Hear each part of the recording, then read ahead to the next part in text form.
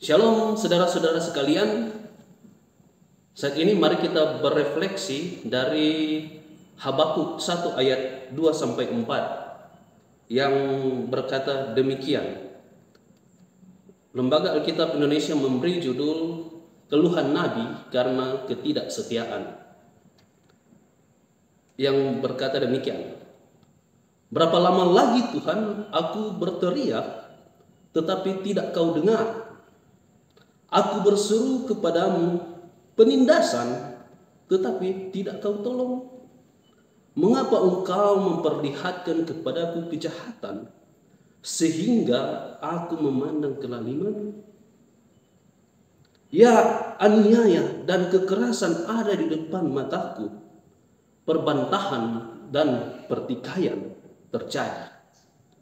Itulah sebabnya hukum kehilangan kekuatannya dan tidak pernah muncul keadilan, sebab orang fasik mengepung orang benar. Itulah sebabnya keadilan muncul terbalik. Oke, saudara-saudara, itulah nats yang akan kita bahas dalam refleksi ini. Dalam Habakuk 1 ayat 2 sampai 4 ini berbicara mengenai bagaimana Nabi Habakuk pada waktu itu dia berseru-seru kepada Tuhan, dia berteriak-teriak kepada Tuhan karena dia melihat pada waktu itu segala bentuk kekerasan, bentuk penganiayaan, bentuk ketidakadilan muncul dalam kehidupan dia, dalam kasat matanya, dalam penglihatan dia, dalam kehidupan dia. Dia melihat bahwa Tuhan tidak bekerja, Tuhan tidak mendengar akan setiap yang terjadi dalam kehidupan bangsa waktu itu. Yang perlu kita ketahui bersama-sama saudara-saudara, bahwa awal mula terjadinya ketidakadilan, kesengsaraan yang terjadi pada zaman Nabi Habakuk ini adalah ketika hukum Taurat itu diabaikan. Sehingga dengan jelas pada ayat-ayat selanjutnya dalam Habakuk ini Allah meresponi segala keluh kesah Nabi Habakuk. Allah meresponi dengan dia memberikan bangsa Kasdim atau Babel pada waktu itu untuk menghancurkan akan bangsa Yehuda waktu itu. Dan pada waktu yang bersamaan Nabi Habakuk mempertanyakan, mengapa ya Tuhan engkau dengan kemahakuasaan, dengan keadilan, dengan kesucian, engkau memakai bangsa yang lebih buruk kelakuannya, tabiatnya dari Yehuda waktu itu untuk memusnahkan bangsa Yehuda. Dan Nabi Habakuk terus mempertanya-tanyakan akan hal ini. Bagaimana keadilan Tuhan itu ada? Bagaimana kesengsaraan-kesengsaraan itu engkau pakai untuk menghampiri bangsa?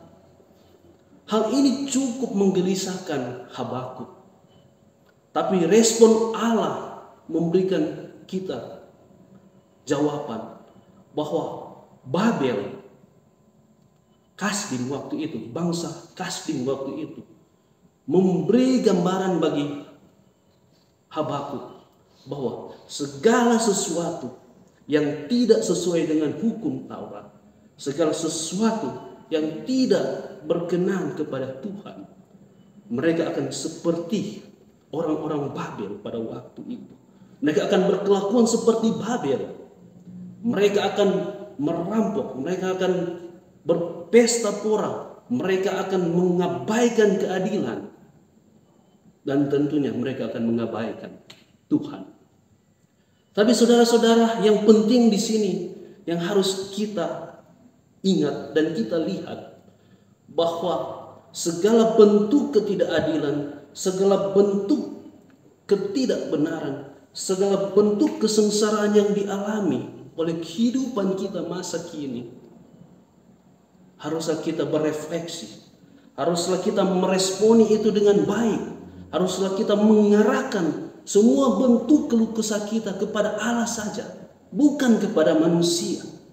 Karena manusia tidak akan memberi jawaban bagi kita, tetapi Allah saja sumber jawaban dalam kehidupan kita.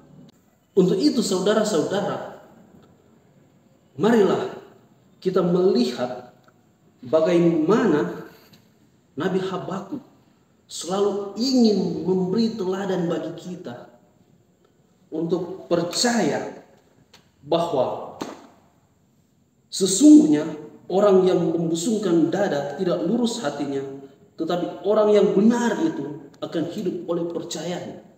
Jadi ketika kita meneladani kebenaran, meneladani kepercayaan kita kepada Allah saja, kepada Tuhan kita, maka segala bentuk kecaman, kesengsaraan, penderitaan, segala bentuk ketidakadilan dalam kehidupan kita, maka Tuhan akan mengambil alih akan segala sesuatu itu, sehingga kita akan menerima kelegaan, menerima kepasrahan, menyerah sungguh kepada Allah, menaruhkan kehidupan kita kepada Allah, sehingga dalam kesengsaraan, penderitaan, segala penindasan, kemiskinan, perekonomian yang buruk pun, Tuhan akan selalu menolong kita. Percayalah dan lakukan. Amin.